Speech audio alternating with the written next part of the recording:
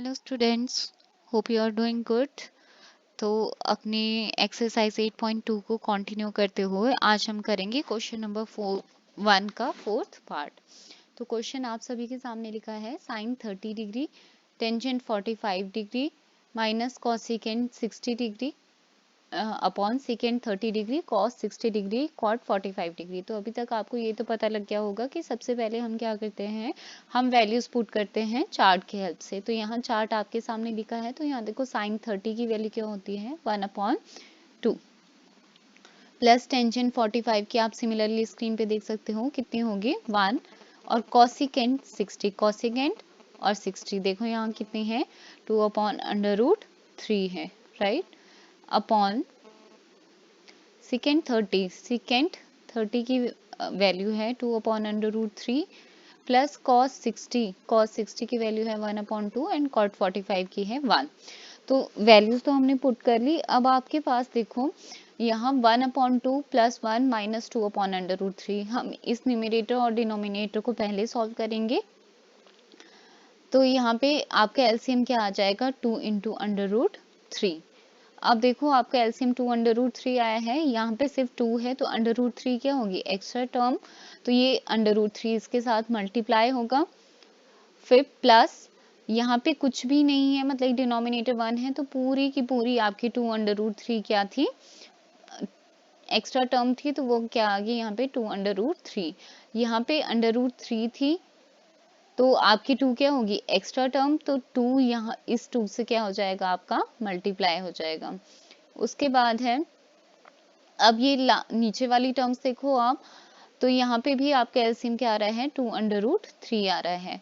तो यहाँ पे 2/√3 प्रेजेंट है, 2 एक्स्ट्रा हो गया वो 2 से मल्टीप्लाई हो जाएगा, प्लस यहाँ पे 2/√3 एलसीएम था, 2 ऑलरेडी प्रेजेंट था, √3 एक्स्ट्रा है तो √3 न्यूमरेटर दैट इज 1 से मल्टीप्लाई हो जाएगा, और यहाँ डिनोमिनेटर आपका 1 है तो ये 1 आपका, इसलिए ये क्या हो जाएगा ये 2/√3 1 से मल्टीप्लाई होके 2/√3। अब आपको पता है कि ये जो ये वाली और ये वाली टर्म क्या हो जाती है कैंसिल, अगर सिमिलर टर्म्स हो तो ऊपर, तो अब आपकी टर्म्स क्या रहेगी, टॉप पे देखो 3 plus 2/√3 minus 4 upon 4 plus √3 plus 2/√3।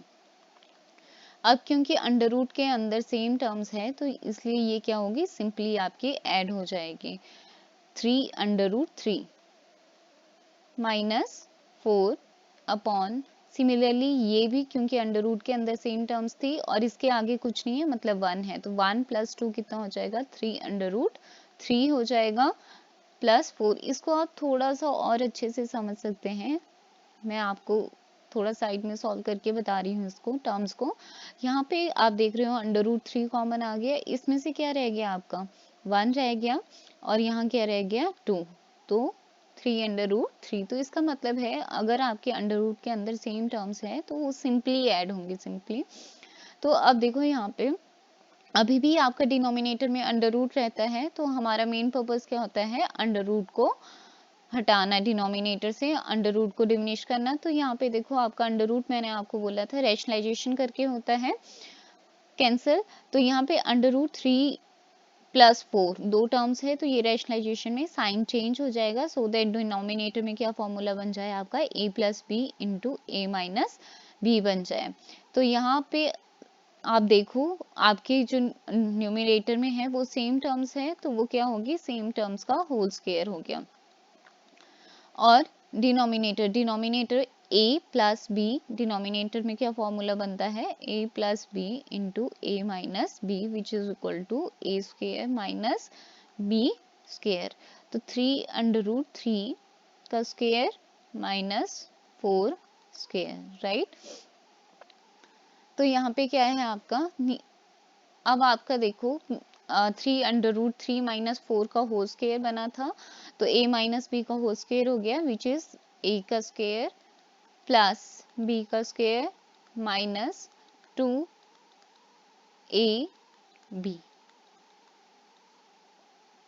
Right.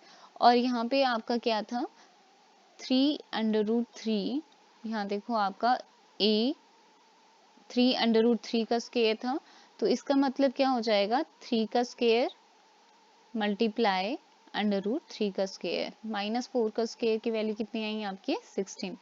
अब 3 अंडर रूट 3 का स्क्वायर मैं आपको एक बारी फिर से सॉल्व करके बता देती हूँ, बहुत से बच्चे कंफ्यूज हो जाते हैं इसमें। तो 3 square into under root 3 square, ये बना आपका 3 का स्क्वायर इज 9 और अंडर रूट 3 का 3, तो ये कितना आ जाएगा सॉल्व करके 27 आ जाएगा। 27 प्लस 16 माइनस 2 3 जा 6 4 जा 24 under root 3 upon 3 square into under root 3 square हमने अभी सॉल्व किया। अब 27 प्लस 16 कितना हुआ आपका 43 माइनस 24 अंडर रूट 3 अपॉन 11, तो ये आपका फाइनली आंसर आ गया। तो कुछ नहीं है, सबसे पहले आप वैल्यूज पुट करोगे और फिर आप देखोगे कि डिनोमिनेटर में आपका कभी भी अंडर रूट नहीं होना चाहिए, तो बस उस अंडर रूट को खत्म करना है और इस तरह ये क्वेश्चन कंटिन्यू होते जाएंगे। उसके बाद फिफ्थ है आपका 5 cos स्क्वायर 60 डिग्री। 5 cos 60 की वैल्यू होती है अंडर रूट 1/2 का स्क्वायर प्लस 4 सेकेंड 30। सेकेंड 30 की वैल्यू आप देख सकते हो 2/अंडर रूट 3 है आपकी, राइट। मैं वैल्यूज लिख रही हूँ, आप टेबल में चेक कर सकते हो अपनी। -1 का स्क्वायर, तो अभी तक आपको ये तो समझ आ गया होगा कि जिस बच्चे को टेबल नहीं बनाना आएगा वो इन क्वेश्चंस को कभी नहीं कर पाएगा। साइन 30 की वैल्यू होती है 1/2 का स्क्वायर और कॉस 30 की होती है अंडर रूट 3/2 का स्क्वायर।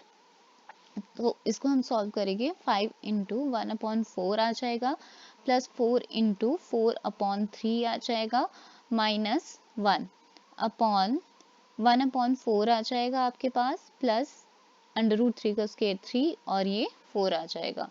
तो हमारे पास क्या बन जाएगी टर्म्स 5/4 प्लस 16/3 माइनस 1, और यहाँ क्या हो जाएगा, यहाँ देखो आपका एलसीएम कितना आया 4 आ गया, 1 प्लस 3। अब यहाँ पे देखो आपका ये इन टर्म्स में इसके नीचे तो कुछ नहीं, मतलब 1 है, तो इनका एलसीएम भी क्या आ जाएगा 12 आ जाएगा। फर्स्ट न्यूमरेटर और डिनोमिनेटर को देखो तो 12 आ गया, 4 यहाँ था, 3 एक्स्ट्रा है तो ये यहाँ पे मल्टीप्लाई हो जाएगा, प्लस यहाँ पे आपका 3 4 सा 12 आया है, तो 3 है 4 यहाँ पे जाके मल्टीप्लाई हो जाएगा, 64 आया, माइनस ये 12 का 12 एक्स्ट्रा है इसके लिए, तो ये पूरा 12 यहाँ पे क्या हो जाएगा 1 से मल्टीप्लाई हो जाएगा, यहाँ पे 4/4 बन गया, तो ये यहीं कैंसिल हो गया आपका। तो यहाँ पे क्या हुआ 64 प्लस 15 इज 79 माइनस 12/12। तो देखो कितना सिंपल सा क्वेश्चन था ये, और इसका आंसर कितना आ गया 67/12 आ गया। लेकिन आप लोगों को क्योंकि अगर आप फर्स्ट टाइम कर रहे हो तो आपको ये हार्ड प्रैक्टिस चाहिए होती है ट्रिग्नोमेट्री में। ट्रिग्नोमेट्री में और कुछ भी डिफिकल्ट नहीं है, बस प्रैक्टिस प्रैक्टिस है प्रैक्टिस। तो मिलते हैं नेक्स्ट वीडियो में नेक्स्ट क्वेश्चंस के साथ।